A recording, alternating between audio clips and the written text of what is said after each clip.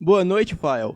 Eu me chamo Marcelo, tenho 36 anos e moro em Botucatu, São Paulo.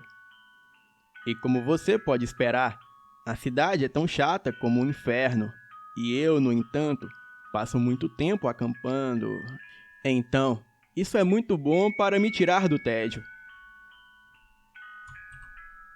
Existe também outro motivo em particular que tanto me atrai a acampar nessas matas. Bem, antes de iniciar o meu relato, eu contarei algo que aconteceu com a minha família e eu, quando eu tinha por volta de 11 anos de idade.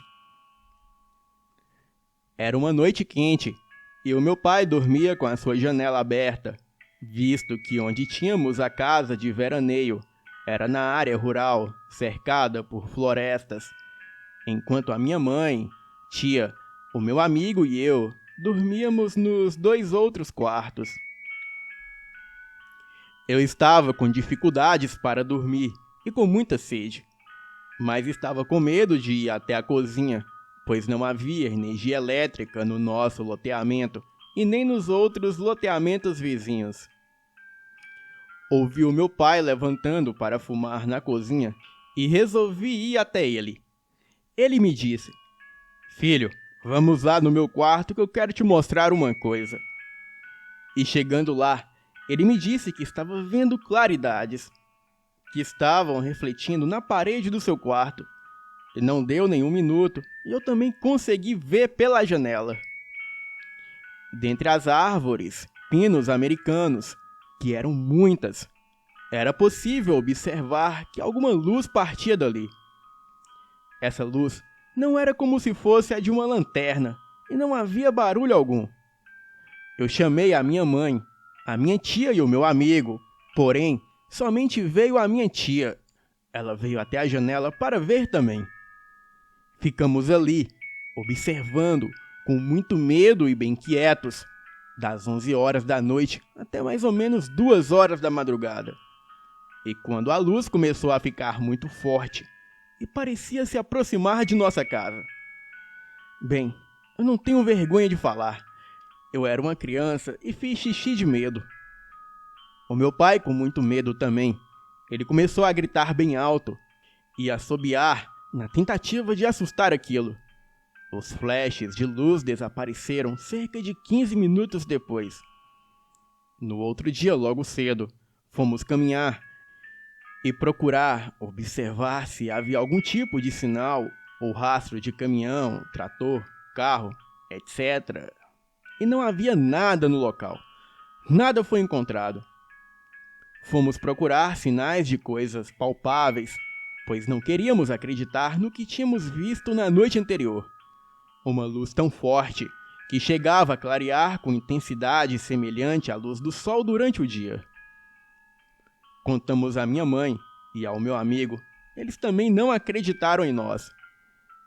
Bem, quando voltamos a São Paulo, o meu pai procurou o telefone da Unicamp e conseguiu entrar em contato com o departamento de física, onde deram um outro telefone para ele ligar, que era no CTA de São José dos Campos, o Centro Tecnológico Aeroespacial de São José dos Campos. O meu pai ligou e o pessoal de lá, eles dizem terem recebido cerca de 10 registros idênticos ao nosso, na mesma região em que estávamos, que era na região de Botucatu. Eles disseram que investigaram o caso, mas não souberam nada. E como era de se esperar, eles não souberam nada sobre o desfecho das investigações. Experiências como essa me marcou até os dias de hoje, e por isso, 20 anos depois do ocorrido, eu vim acampar frequentemente nessa mesma mata para ver se colocava um ponto final nesse misterioso acontecimento. O meu pai vendeu o loteamento pouco tempo depois do ocorrido.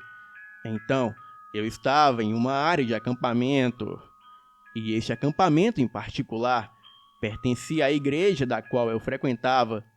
e seria uma área de acampamento popular que estava fechada devido à pandemia. Ela fechou entre os meses de março de 2019 a outubro de 2020, e este fato, que eu narrarei agora, aconteceu no final de novembro de 2020 e é algo que ficou na minha cabeça desde então. Bem, como havia se passado muito tempo, a igreja cancelou o acampamento e o próximo seria apenas em fevereiro de 2021. Então, nesse meio tempo, eu resolvi acampar por conta própria. Eu peguei a minha barraca, um pequeno fogão, o resto do equipamento de acampamento de que precisava e permissão do dono do acampamento, que era um bom amigo meu, e rapidamente me preparei para pernoitar perto de um chalé, normalmente reservado para festas e afins. Estava indo tudo muito bem, mas depois que escureceu, coisas estranhas começaram a acontecer. Quando eu estava deitado dentro da minha barraca, eu comecei a ouvir uivos de lobo. Isso foi novo para mim, pois não havia lobos naquela área e nem na minha cidade. Mas isso realmente não me assustou, já que parecia que eles estavam muito distantes, mas me deixou curioso para saber como os lobos chegaram ao Brasil. Talvez fosse apenas um cão do mato, eu sei lá, poderia ser qualquer coisa. Eu escutei os uivos por cerca de mais 1 hora, antes de decidir tentar dormir um pouco, mas não durou muito. Eu não sei por quanto tempo aquele estava me observando, mas eu fui acordado pelo uivo de um lobo vindo de um chalé ali próximo. Era como eu pensei na época, um único lobo. Olhando para trás, eu não estava tão assustado quanto deveria. E isso era provavelmente por causa da arma que eu tinha comigo. Pois desde então, do que aconteceu quando eu tinha 11 anos de idade, jamais eu voltaria para aquele lugar desarmado. Minutos se passaram e eu não ouvia nada, e presumi que a coisa tivesse indo embora. E foi quando eu ouvi. Era uma voz bem baixa vindo do lado de fora da minha barraca, e dizia o seguinte: "Eu sei que você está aí. Dizia a voz. Por que não sai para que possamos nos conhecer?" Por alguma razão, eu simplesmente congelei de medo. Não posso explicar, mas algo sobre aquela voz simplesmente me paralisou. Era uma voz rouca e comedida, e não era nada humano.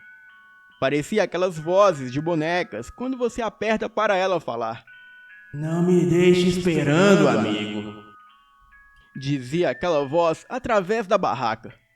Mas eu não conseguia me mover. Eu queria pegar a minha arma, mas simplesmente eu não conseguia alcançá-la, apesar de estar bem ao meu lado. A voz dizia coisa com coisa, como pega na minha mão e me ensina a andar. E em seguida cantava uma canção de ninar sinistra. Era algo mais ou menos assim. Venha pra fora agora, amigo. Você não precisa da arma. Não funcionaria comigo de qualquer maneira, amigo." E em seguida, dava uma risada sinistra. Ouvir isso era a pior coisa do mundo. Ou teria sido, se essa voz não fosse seguida por um uivo extremamente alto, como de um lobo. E então, aquilo começava a cheirar a barraca por fora. Isso continuou pelo resto da noite. Até que quando o dia começou a clarear, aquilo simplesmente foi embora. E do lado de fora da barraca, era possível ver pegadas grandes como a de um urso. Eu fui até o chalé mais próximo e perguntei às pessoas dali se alguém viu alguma coisa anormal naquela noite, mas ninguém viu nada. E diferente do primeiro acontecimento naquelas áreas, quando eu tinha 11 anos de idade, agora eu tinha uma prova palpável que eram as pegadas de algum animal grande. Arrumei as minhas coisas e fui embora daquele lugar para nunca mais voltar.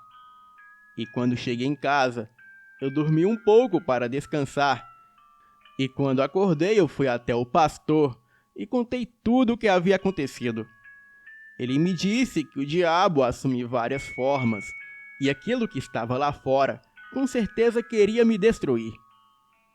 Ele sabia que algo não estava certo comigo, e naquela mesma noite ele acordou de madrugada e sentiu que deveria orar por mim. E assim ele fez. Ele disse que o acampamento cristão tem que ser com os membros da igreja, porque aquele local é onde o mal habita, e talvez um membro sozinho não consiga lidar com todo aquele mal, mas a igreja unida consegue. Eu fico imaginando o que seria de mim se aquela coisa invadisse a minha barraca. Provavelmente eu estaria morto antes mesmo daquilo me atacar. Eu havia retornado até aquela área para esclarecer dúvidas sobre o passado, mas o presente me trouxe ainda mais dúvidas. Bem, o que será que esconde naquelas matas? Acho que eu e ninguém nunca vai saber a resposta. Boa noite.